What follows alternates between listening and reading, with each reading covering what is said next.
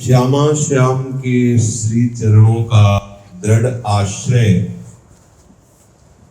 किसी भी स्थिति में उपासक को पतित नहीं होने देता। समस्त अंतःकरणों में दुर्वासना मम सदा परिकर्षयन्ति, शास्त्र विरुद्ध आचरण करने की वृत्ति सबके हृदय में रहती है। कुमति उसे प्रेरित करके वासना को बलवान बना देती है, कुसंग उसे और पुष्ट कर देता है, जिससे जगत के भोगों में सुख बुद्धि दृढ़ हो जाती है। यही हृदय में रहते हुए भी प्रभु का अनुभव ना करने का कारण है। प्रभु सबके हृदय में है, पर अनुभव कौन कर सकता है? काम क्रोध मद मान न मोहा, लोभ न क्षोभ राग नहीं द्रोहा, जिनके कपट दंभ नहीं माया, तिनके हृदय बसहु रघुराया।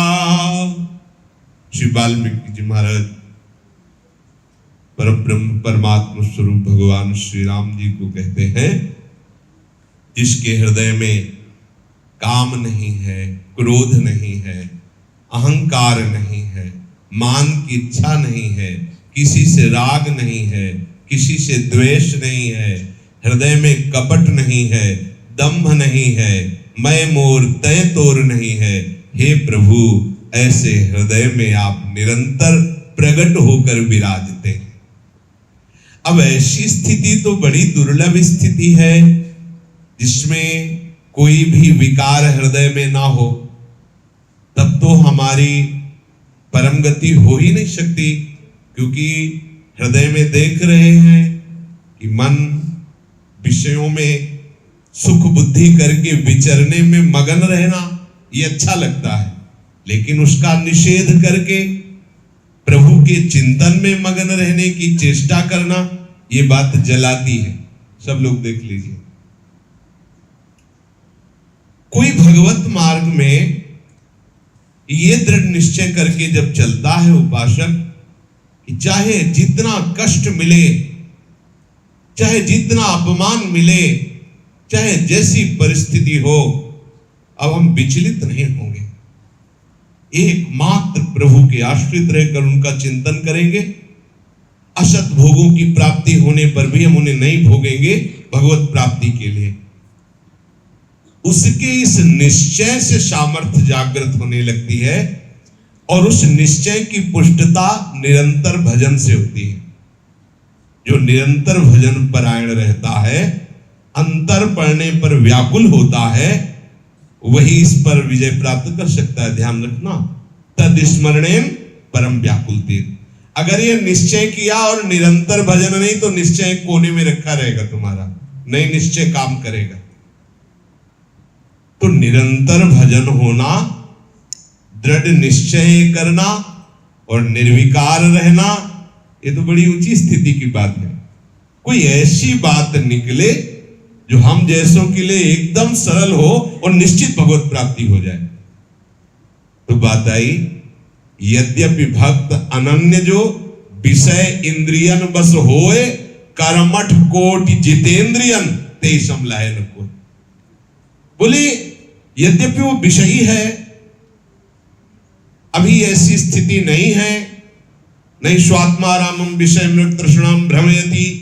आत्माराम पुरुष कभी विषय मृग तृष्णा में भ्रमित नहीं होता, वो ऐसी स्थिति का नहीं है। अभी विषय उसे सुखमय लगते हैं, पर उसने ये निश्चय कर लिया है कि मैं श्यामा श्याम का हूं। बहुत बड़ी बात हो गई है।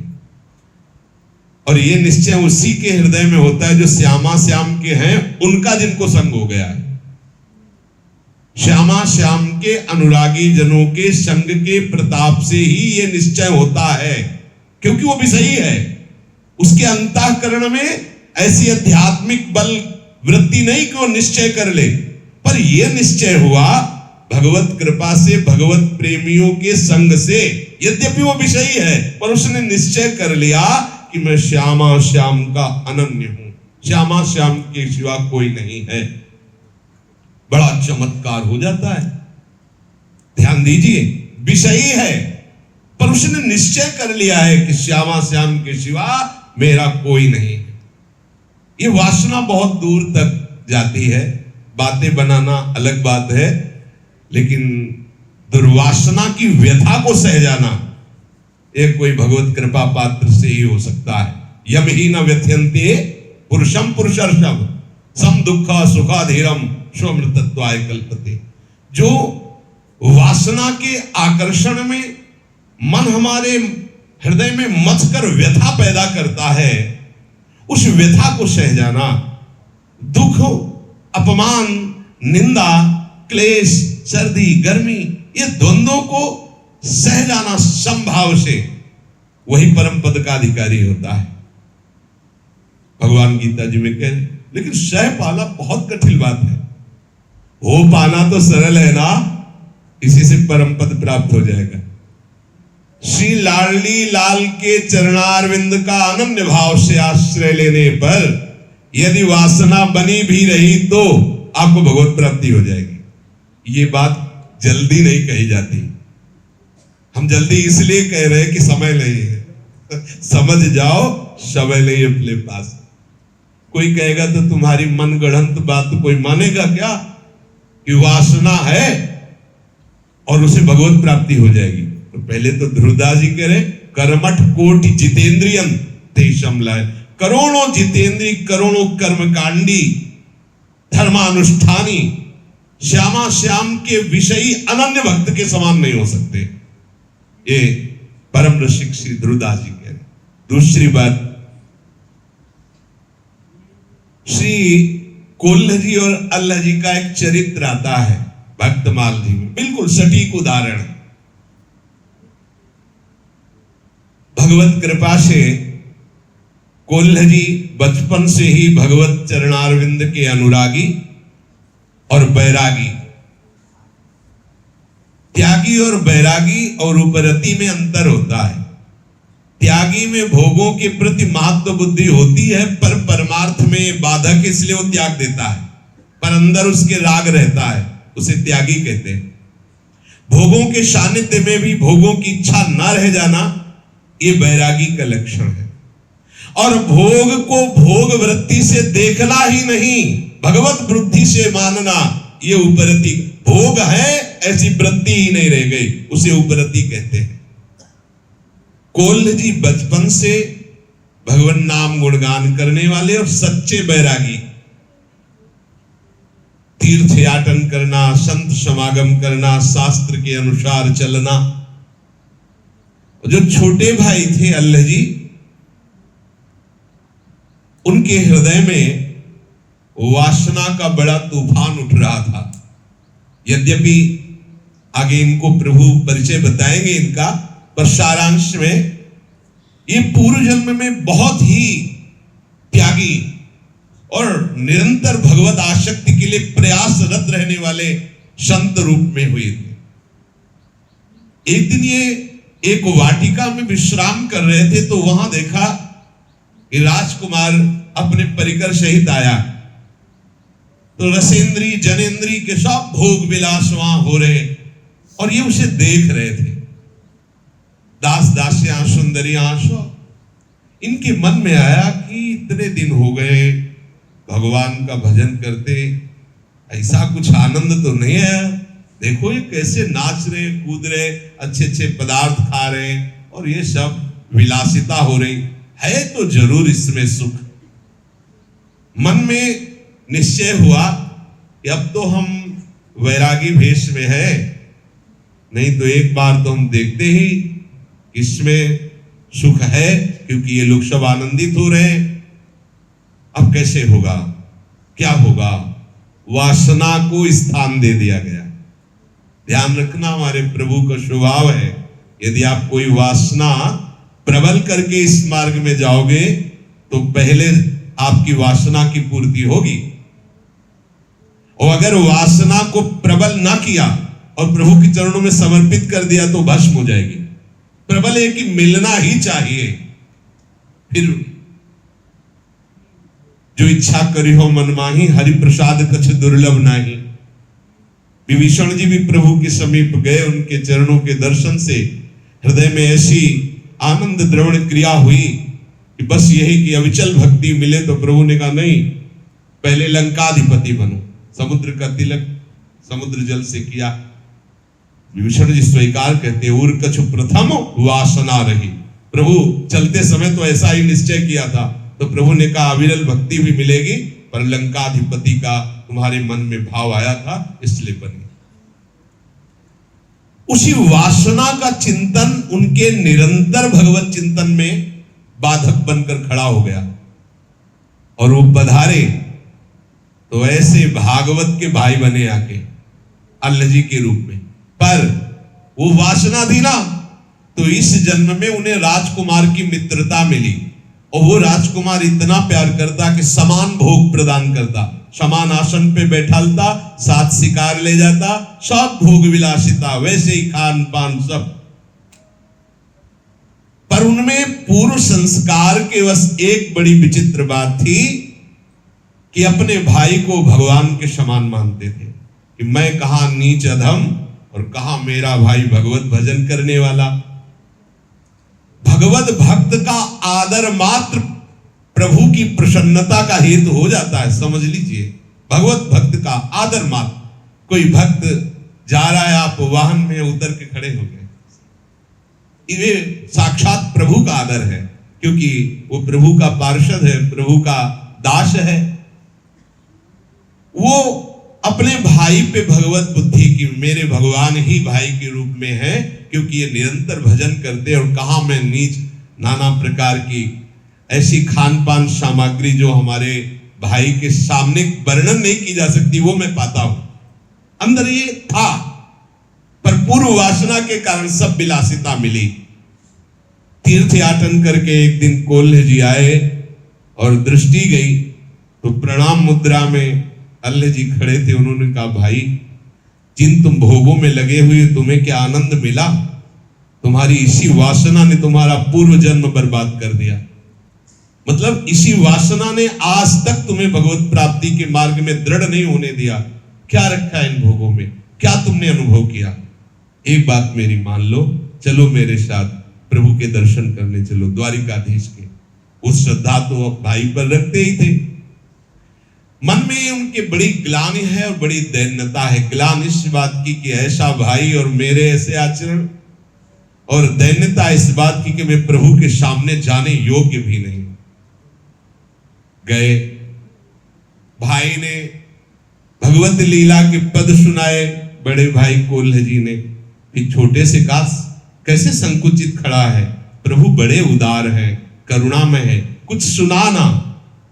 तो वो आशिक मिजाज थे, तभी तो भोगों की प्रियता थी।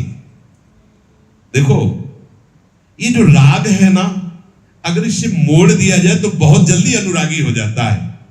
इसीलिए पूज्य श्री जीव गोस्वामी के पास जब कोई शरणागत होने जाता तो पूछते तुम्हारा मन कहाँ है? तो जैसे कोई कहता है स्त्री में, तो बोले काम लायक हो, आ जाओ। पुत्र में, आ जाओ। एक गए, कुछ भेंट चढ़ाई, कहा शिष्य होना चाहते हैं। बोले तुम्हारा मन कहाँ है? बोले कहीं नहीं लगता। बोले बनारस जाओ, काशी, वहां लगो, वेदांत में तो भले उन्नति हो, यहाँ नहीं होगी, यहाँ तो रागी की उन्नति होती है। क्योंकि उसका चित्त ऐसे लगा, ऐसे समिट गया। देखो बड़े बड़े संतों के चरित्र में वो बड़े रागी थे, मुड़ गया मन, बड़े अनुरागी हो गए। जैसे गोस्वामी जी, जैसे बिल्वमंगल जी बड़े रागी थे तो बड़े अनुरागी हो गए। अल्लाह जी से कहा कोई पद सुनाओ, तो उनकी स्मृति शक्ति बड़ी प्रवीण थी, क्योंकि पूर्व भजन किए हुए थे। तो 4 लाइन का एक सवैया, जिसमें ब्रजलीला में लालजू महाराज जो लीलाएं करते, 4 पंक्ति बड़े डरते हुए संकोच में गाया। तो सामने से वाह वाह वाह, सब आश्चर्यचकित हो गए। लगा कि इतने महाभागवत बड़े भाई कोल्ह जी हैं, अभी ये गाए थे तो भगवान को अवसर नहीं मिला होगा। अब समय मिला है तो वाह वाह कह दिया। उधर पुजारी को भगवान ने प्रसाद माला ये दी और बोले वो जो बैरागी खड़े ना उनके पीछे जो खड़े ना उनको जाके दे दो। वो गए और कहा कि भगवान ने आप बोले भूल गए ये भैया के लिए भेजा होगा, क्योंकि मैं तो नीच अधम गलत आचरण करने वाला, गलत खान पान, मैं तो यहाँ खड़े होने लायक भी नहीं हूँ।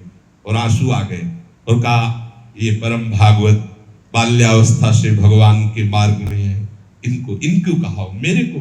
बोले नहीं, उन्होंने कहा है कि जो बैरागी खड़े उनके पीछे जो खड़े उनके, और माला पहना दी। और प्रश्न बड़े भाई लाए थे वही कृपा करवाने, पर जब ये देखा कि हमारे गाने पे तो कुछ नहीं बोले, इसके गाने पे वाह वाह बोले और इसको प्रसाद और माला भेजा, तो हृदय में जलन पैदा हो गई।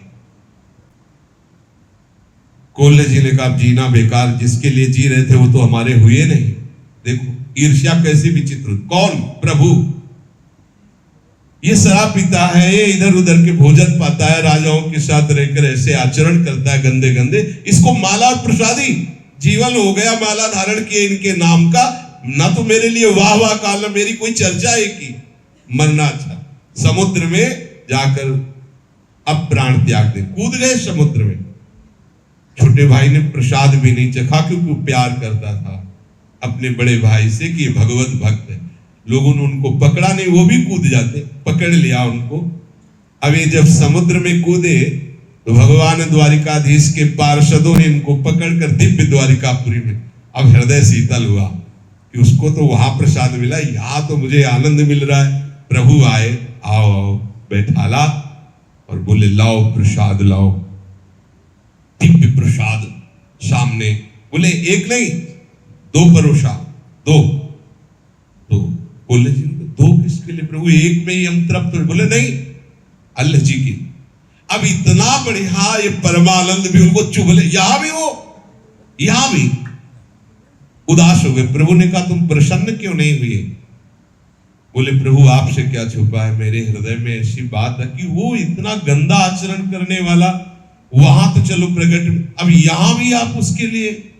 तो उनका तुम जानते नहीं हो, तुम तो इसी जन्म में भजन प्रारंभ किए हो, ये पूर्व जन्म में मेरा आश्रय लेकर भजन कर रहा था, पर वासना आ गई थी, इसलिए उस वासना को नष्ट करने के लिए ये अवसर उसे खोना पड़ा, क्यों नहीं तो उसी जन्म में मेरे पास आ जाता। जाओ, अब भी उसने प्रसाद नहीं चखा तुम्हारे बिना, वो तो लोग पकड़े नहीं तो प्राण त्याग दे, और तुम भजन करते रहे हो और ईर्ष्या भी हृदय में है। विचार करो, अगर हमारे हृदय में कोई वासना है तो हमारा समय बर्बाद होगा।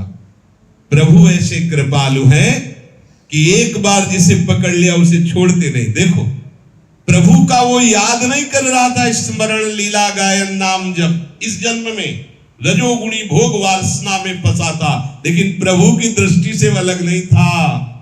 इसीलिए यद्यपि भक्त अनन्य जो विषय इंद्रियन बस होए, कर्मठ कोटि जितेंद्रियन ते समलहै न कोई। अगर कोई वासना प्रबल रखोगे और प्रभु से मांग करोगे तो समय आपका नष्ट होगा, हो सकता है जन्म भी चूक जाए। और यदि वासना है और उसे समर्पित कर दोगे कि प्रभु मेरी चाहत है पर आप देख लीजिए, आप अगर ऐसा समझे कि भजन में बाधक है तो नाथ मेरे मांगने पर भी कभी न देना। प्रभु आपके सामने हमारे हृदय की सब वासनाएं समर्पित है, क्योंकि आपके सिवा कोई हमारा है नहीं। तो वासना होते हुए भी भगवत प्राप्ति हो जाएगी। प्रभु के चरणारविंद की अनन्यता, मुझे लगता है कि अपने लोग जो कलियुगी हवा पानी में पल रहे हैं, तो ऐसी स्थिति नहीं है कि हम जितेंद्रिय और निर्विकार होकर परम पद में जाएं। अभी ऐसी स्थिति नजर नहीं आ रही। जो पुराने उपासकों में, पुराने महात्माओं में निष्ठा देखी गई, दृढ़ता देखी गई, वैराग्य देखा गया, एक निष्ठा देखी गई, वो अपने लोगों में कहीं नजर नहीं आ रही है। अब क्या करें? हमें तो चाहिए प्रिया प्रीतम, तो बस जैसे हैं हम, जहां हैं हम, बस केवल प्रिया प्रीतम का अनन्य आश्रय ले लो तो वही गति प्राप्त होगी। ध्यान रखना, पूर्व में आपका जीवन क्या रहा है प्रभु ये नहीं देखते, वर्तमान में आप प्रभु के आश्रित हो, ये देख लेते हैं। बिल्वमंगली पूर्व में पूरा वैश्यागामी जीवन रहा, लेकिन जब प्रभु के लिए उन्होंने अपनी दृष्टि भी समर्पित कर दी तो हाथ पकड़ लिया नंद नंदन ने आकर के, बाह पकड़कर वृंदावन लाए। भजन बल से नहीं, आश्रय बल से हम प्रभु के आश्रित हो जाए। सच्ची मानिए, जब तक शरीर का आश्रय रहेगा, देहाभिमान रहेगा, तब तक ये विकार वासनाएं रहेंगी। जहां प्रभु के दृढ़ आश्रित हो जाएंगे तो फिर विकार वासना यद्यपि स्फुरित होती है, जब तक स्वरूप बोध या भगवत साक्षात्कार नहीं हो जाता तब तक स्फुरित होती, पर वो विचलित नहीं करती है। तो हमारी सदैव प्रभु में स्थिति रहे, वासना का आकर्षण ना रहे, इसके लिए हमें प्रभु की वो कृपा चाहिए जो कभी भी किसी भी कारण से बाधित नहीं होती। वो तेषाम सतत युक्तानाम भजताम प्रीति पूर्वकम तो ददामि बुद्धि योगम तम ये नमामुपयांति ते। भगवान श्री कृष्ण चंद्र जो कह रहे, जो सतत मेरे भजन का प्रयास करता रहता है, स्मरण करता रहता है, लीला गायन करता रहता है, मेरी सेवा करता है, तो मैं उसे बुद्धि योग प्रदान करता हूं, अर्थात बुद्धि में परमात्मा तत्व की स्थिति प्रदान करता हूं। अब भजन करना नहीं है, अब निश्चय नहीं करना, अब तो निरंतर भजन होता है। ददामि बुद्धि योगम तम येन मामुपयांति ते। ये जो बुद्धि योग प्राप्त हो जाता है, अब माया की ताकत नहीं कि विचलित कर सके।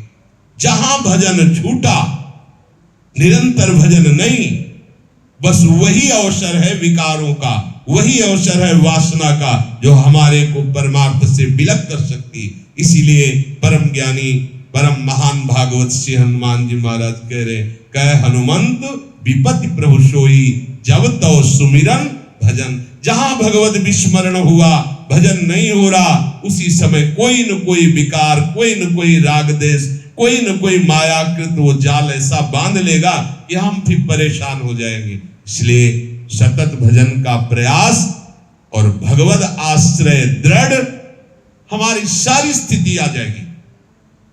जब तक हम प्रयासरत रहे कि निर्विकार हो जाएं, तब तक जलन भी रही और असफलता भी रही। जब हार गए हो, हाथ उठा दिया, जैसे आपकी इच्छा हो, ज्यों ज्यों राखत हो त्यों त्यों रहियत हो हरि, अब देख लो। उन्होंने देख ली। अगर कोई निर्विकार हो सकता है तो केवल गुरु कृपा कटाक्ष, केवल हरि कृपा कटाक्ष। अपना प्रयास रहना चाहिए, पर निर्विकारता अपने प्रयास से नहीं होती, क्योंकि अपना प्रयास अहम युक्त होता है।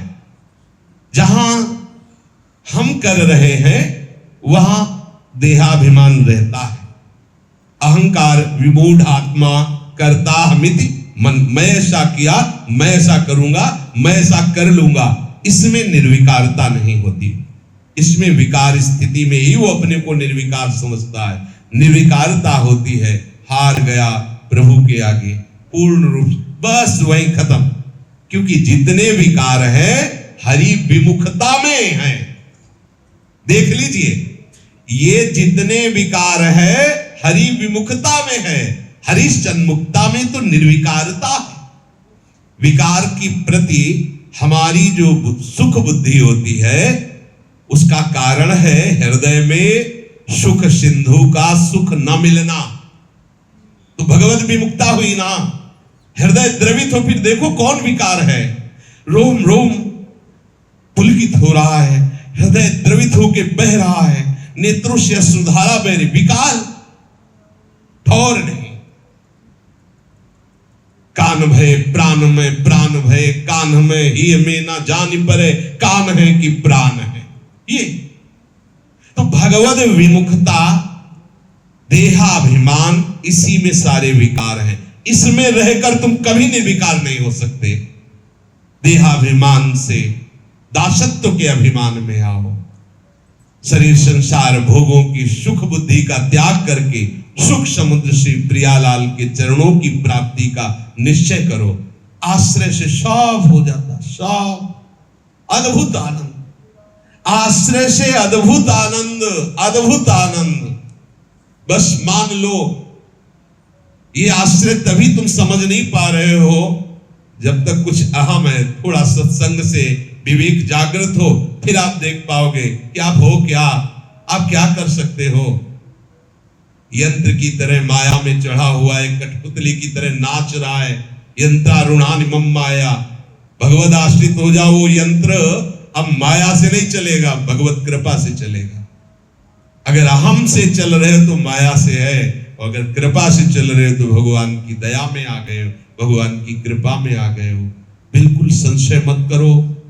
तुम्हारे हृदय के विकार, जितना समय तुम विमुख हो उतने ही समय है। प्रभु की सन्मुखता में विकार नहीं। बोलो इस समय जो 10, 15, 20, 30 मिनट से भी बैठे हो, कई बार विकार आया और क्या विकार आया? बोलो।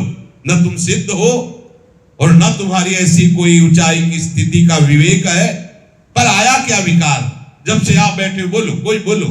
आया होगा तो यहां नहीं होगे, यहां नहीं होगे, कहीं और चिंतन में होगे, भले आ सकता है। नहीं, इस यहां जो हो रहा है अगर इसके चिंतन में हो तो कहां विकार है?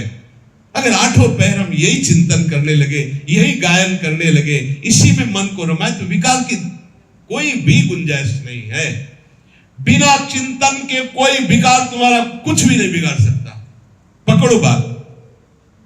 विकार तभी तुम्हें परास्त करेगा जब तुम उसको चिंतन करने का समय दोगे। नहीं, कोई विकार त्रिभुवन में इतना बलवान नहीं है कि हरि चिंतन करने वाले पर अपना प्रभाव डाल सके। उसकी सत्ता ही चिंतन है। चिंतन नहीं तो उसकी सत्ता ही नहीं, जगत की सत्ता नहीं, सत्ता ही चिंतन है। चिंतन को छोड़िए, इधर चिंतन लगाइए, फिर देखो आनंद ही आनंद है। जय जय राम।